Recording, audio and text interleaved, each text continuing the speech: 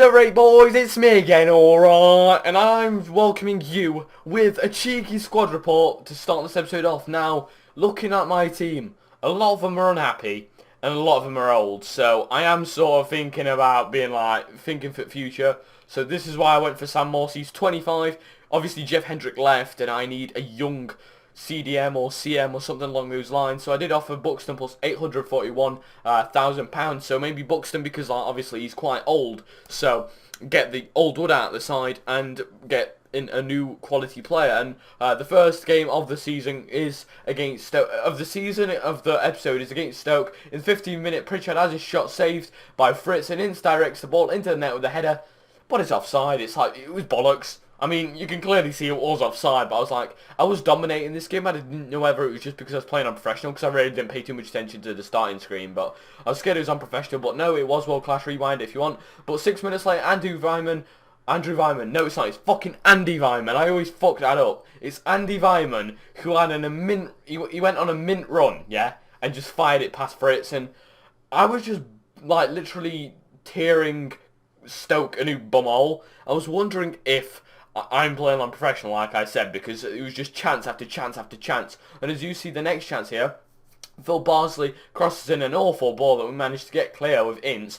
Ince passed it to Pritchard. Pritchard passed it to Mason Bennett, who back to Pritchard and over the defenders. And Bennett's one-on-one with keeper. As simple as that. See, that doesn't happen on world class, and it did. I got a tiny bit of pressure from the defender, but Bennett is a quality strike, and he's going to put that away every single day of the week. Maybe apart from Tuesdays, I don't know, but look at that. Under pressure, lovely finish, and the keeper was probably really shit. But Bennett, despite being my lowest rated player in the start 11, he's 71. Okay, 70 if Feynman's in, but 71. He plays like a fucking 80. I'm never standing him despite him being a low rating. Don't even suggest strikers. But here, look at this save from Marshall, and then Sidwell has a chance off the line. I was like, yo, I'm so lucky today. I couldn't believe my luck that didn't go in. But in the 32nd minute, Ince manages to win the ball from Marko Arnautovic, the Austrian man. And Pritchard just goes on a little run, plays in Bennett. Bennett gets the ball. Bennett finishes it. Bennett scores. Simple as that with 34 minutes in. And it was looking like this will be a fucking annihilation of the Stoke City team. Could we do it on a Tuesday rainy night at Stoke? I think we could. We're fucking tearing them a new ball. They need some bloody anal beads for this shit. But yeah, it does end 3-0. I was kind of disappointed that I couldn't, make it more in the second half. But what can you do? We just go and win 3-0, which is fine. We got a clean sheet from that game. And we carry on, obviously, training Rawson and Gomez to that 73. And Chesterfield went fuck off for Sam Morsey. So I decided to offer them more money. I had 1.2 million, 1.25 million to be exact, pretty much. We go into the deadline day, and they do accept that, as you see right here. And we go in offer Sam Morsey contract. Initially, I wanted to offer him 15,000, but I was like, fuck it, it's deadline day. I'll just give him what he wants, so he doesn't fuck me over. I give him an important first team player. He plays for a League One side, so technically he should accept that. And as you see here, he does. And Sam Morsey is the first of two new signings.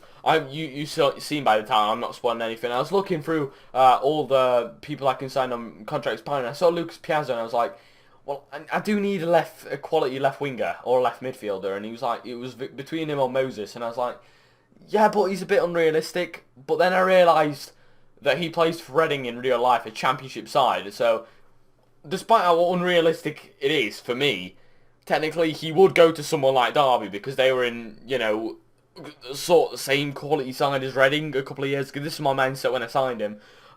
And I just offer him a contract, and boom, as you see here, he accepts. I mean, don't get much better than that. I wasn't even looking at him for this whole window, and it was just like deadline day. I was like, well, I've got 50,000, I could just sign someone, and I did, and I got him. And as you see here, Norwich come win with almost £1 million offer for Bradley Johnson. 6 million loss if I sold them for that, but I offer 1.1 counter offer, and they do go ahead and accept that. So Bradley Johnson is off to his former team, and as you see here, he goes. So he's off to his former team. He signed for Norwich. It's great.